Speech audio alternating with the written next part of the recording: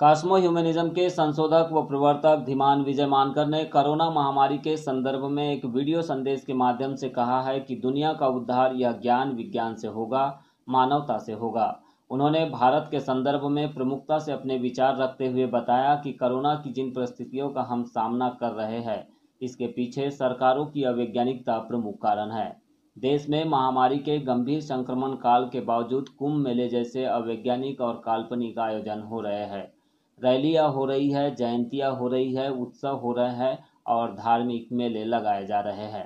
मेरे लिहाज से केंद्र की सरकार और राज्यों की सरकारों का यह निर्णय पूरी तरह सही नहीं है, क्योंकि जो मेडिकल इकोमेपिक है, जो वायरोलॉजी इकोमेपिक प्रोजेक्शन है, उसके अनुसार यह कहा गया था कि 1 साल बाद जब कोरोना की दूसरी लहर आएगी तो वह ज़्यादा खतरनाक होगी। इसके बावजूद सरकार ने देश में कोई कदम नहीं उठाए। हमारी सरकार धार्मिक उत्सव और कार्यक्रमों में व्यस्त रही। ये जो तमाम अवैज्ञानिक चीज़ें हैं, उसकी वजह से ही भारत में कोरोना की समस्या बढ़ रही है। उन्होंने यह भी कहा है कि सरकार को समय रहते 1 करोड़ वैक्सीनेशन का लक्ष्य प्रतिदिन पूरा करना चाहिए था। मेडिकल ऑक्सीजन की व्यवस्था करनी चाहिए थी। रेमडेसिविर, मेरीफेनम और फेविफ्लू, टेबीफ्लू जैसे एंटीवायरल मेडिसिन का प्रोडक्शन बढ़ाया जाना चाहिए था। ये तमाम चीज़ें न होने की वजह से criminal medical neglect on part of the state, यानी कि भारत सरकार और राज्य सरकारों के पार्ट में यह क्रिमिनल मेडिकल निगलेक्ट है, जिसकी वजह से आज हजारों हजार लोगों की जानें जा रही है, लाखों लोग हताहत हो रहे हैं। ऐसे समय में भी केंद्र और राज्य की सरकारें वैज्ञानिक दृष्टिकोण से रोकथाम के लिए प्रयास न करें और भारत के लोग इसके ऊपर वैज्ञानिक निर्णय न ले तो यह ज़्यादा क्रिटिकल हो सकता है। मैं कॉस्मो ह्यूमनिज्म के संशोधन के बाद 2017 से पर्टिकुलरली ये बात कहते आया हूं कि दुनिया का उद्धार ये विज्ञान से होगा, ये ज्ञान विज्ञान से होगा, मानवता से होगा। आज भारत में और दुनिया में, और पर्टिकुलरली भारत की बात यदि मैं कहूं तो कोरोना से जो परिस्थिति देख रहे हैं कि आज 2,60,000 जो है वो केसेस आ रही है, 1,500 लोग मर रहे हैं डेली और कई अनरिपोर्टेड केसेस है। ऑक्सीजन की कमी है, वेंटिलेटर बेड्स की कमी है, रेमडेसिविर, मेरीपेनम जैसी जो मेडिसिन है, जो लाइफ सेविंग ड्रग्स है, इन केसेस में उनका ब्लैक मार्केटिंग हो रहा है, अंडर प्रोडक्शन हो रहा है और साथ साथ में जो है वो वैक्सीनेशन 1 करोड़ तक ले जाने का अभी भी कैपेसिटी बिल्डिंग भारत ने नहीं किया हुआ है।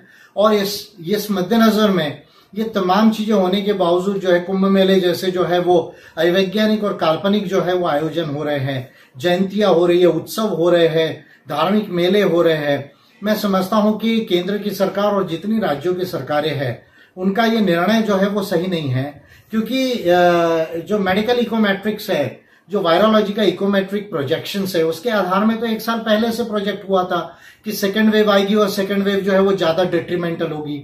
और हम लोग सब जानते हैं कि इंग्लैंड में सेकेंड वेव आई जनवरी से। उन्होंने कुछ मेजर्स लिए, लेकिन हम अपने यहाँ रैली, धार्मिक उत्सव और प्रोग्राम्स करते रहे। तो मैं समझता हूं कि ये तमाम जो वैज्ञानिक चीजें हैं उसकी वजह से भारत में जो है ये समस्या जो है वो बढ़ रही है। और बजट का पर्याप्त जो है प्रोविजन नहीं होना केंद्र सरकार की तरफ से, राज्य सरकारों की तरफ से। आपका जो है ऑक्सीजन का जो है, जब आपको मालूम है कि मेडिकल ऑक्सीजन की जो है वो जरूरत पड़ेगी तो उसका प्रोडक्शन बढ़ाया जाना चाहिए था, वैक्सीन का प्रोडक्शन बढ़ाया जाना चाहिए था, रेमडेसिविर, मेरीपेनम और बाकी जैसे जो ओरल ड्रग्स है, फेविफ्लू वगैरह जैसे जो एंटीवायरल मेडिसिन है, उनका प्रोडक्शन बढ़ाया जाना चाहिए था। ये तमाम चीजें जो है ना होने की वजह से आज क्रिमिनल मेडिकल निगलेक्ट की वजह से, फिर मैं रिपीट कर रहा हूं, it is a criminal medical neglect on part of the state, यानी भारत सरकार और राज्य सरकारों के पार्ट पे ये क्रिमिनल मेडिकल निगलेक्ट है, जिसकी वजह से आज हजारों लोगों की जान जा रही है, लाखों लोग हताहत हो रहे हैं। और ऐसे समय में अगर आज भी केंद्र सरकार और राज्य सरकारें अगर वैज्ञानिक दृष्टिकोण से वेल प्लान्ड वे में अगर इसको टैकल ना करें और भारत के लोग अगर वैज्ञानिक दृष्टिकोण से ना करें, ना इस पे निर्णय ले, तो मैं समझता हूं कि ये ज्यादा फैटल हो सकता है। मेरी हाथ जोड़ से सारे भारत के नागरिकों से ये विनती है कि आप वैज्ञानिक दृष्टिकोण कर ले,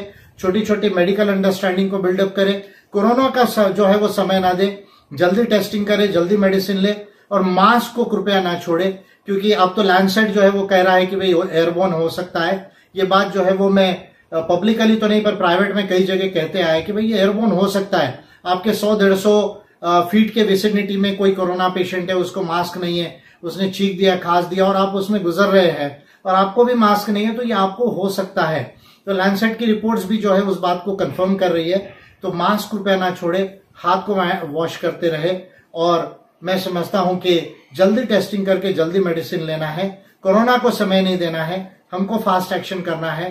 तो ये चीजों का जो है जल्दी रेमेडी आएगा। और मोदी जी से मैं कहना चाहूंगा, पर्टिकुलरली अमित शाह जी से और नड्डा जी से कहना चाहूंगा कि वो 1 साल से लगभग झूठ बोल रहे हैं कि कोरोना की हम जो है नियंत्रण पा लेंगे, इसको हम जो है वो ठीक कर लेंगे। लेकिन आज तक ये जो तमाम पैरामीटर्स मैंने बताए, वो आज तक जो है उसकी तैयारी ना करने की वजह से आज भारत में सेकंड वेव इतनी बड़ी पैमाने पे आई है। तो झूठ बोलना बंद करे, वैज्ञानिक दृष्टिकोण को लेके मानवतावादी निर्णय करे, तो जो है इसका हम हल निकाल सकते हैं। यही मेरी विनती है सभी से। धन्यवाद।